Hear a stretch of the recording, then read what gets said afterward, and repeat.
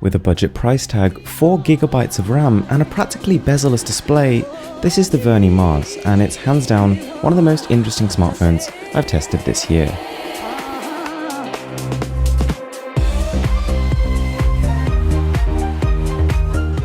So the Vernee Mars actually comes in at just under $200, which doesn't sound particularly cheap, but considering the market the phone is pitched against, I think it's an absolute steal. The body is crafted almost entirely out of one single piece of aircraft grade aluminium alloy, meaning it's not only light, but also highly durable.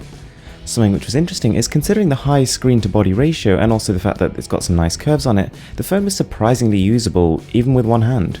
It's a little bit slippy to touch, which is a big shame because although it is structurally very strong, the casing does scratch quite easily. Having said that, I think the device looks awesome, even if it has borrowed a tip or two from Apple. On top of that, it's only 7.6mm thin, meaning that it's pretty easy to fit into a bag or a pocket. Something I found really weird but actually quite useful is that they built in a fingerprint scanner onto the side of the phone. Seems bizarre, but it works really well, it's comfortable and it's fast. So then we've got the display, and on offer here is a 5.5-inch 1080p experience. Nothing outstanding, but also nothing disappointing. The contrast, colours and saturation are really well balanced. They're slightly on the high side, but at the same time they're not overdone, and they make videos and games look really good. On top of that, the display is bright enough to be viewed in almost all conditions, and at just over 178 degrees the viewing angles are top notch. And then we've got that bezel, and at just 0.1mm thin, it really increases the immersiveness of the display, and it looks awesome too. In terms of the software, we've got Android 6.0 in its almost purest form.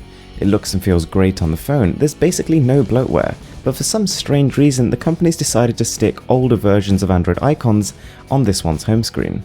And this brings us on to what's really under the hood, and it's impressive because we've got the Helio P10 octa-core processor and 4GB of RAM. Now, all I can say is that it flies through pretty much any task you'll throw at it.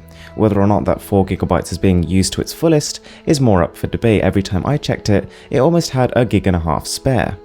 Running through Antutu benchmark, we're getting 50,000, which is not quite as high as phones like the Redmi Note 4, which is pitched at a similar price, but then again this phone has other benefits. Gaming in terms of 3D and 2D was fine.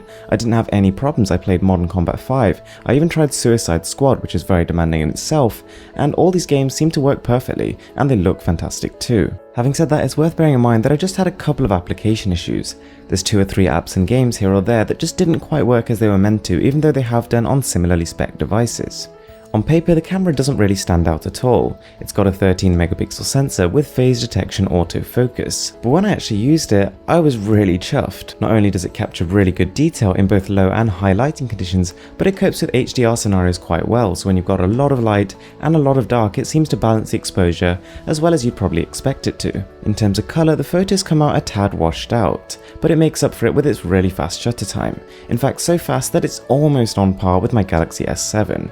This camera has the ability to produce some really clean photos, and with an f2.0 aperture, you can get some decent bokeh effects as well if you plan it right, and the front camera isn't half bad either. At 3000 mAh, the battery doesn't sound like anything fantastic, and in terms of screen on time, it's pretty much what you'd expect. You get about 5 hours, but in terms of standby, it's just awesome. In fact, after initially testing this, I kinda left the phone on the side for about a week, picked it up later, and it still worked. The speaker is pretty interesting too, because whilst it does lack a little bit in the bass department, it produces a strangely crisp sound experience and reaches a pretty decent volume too.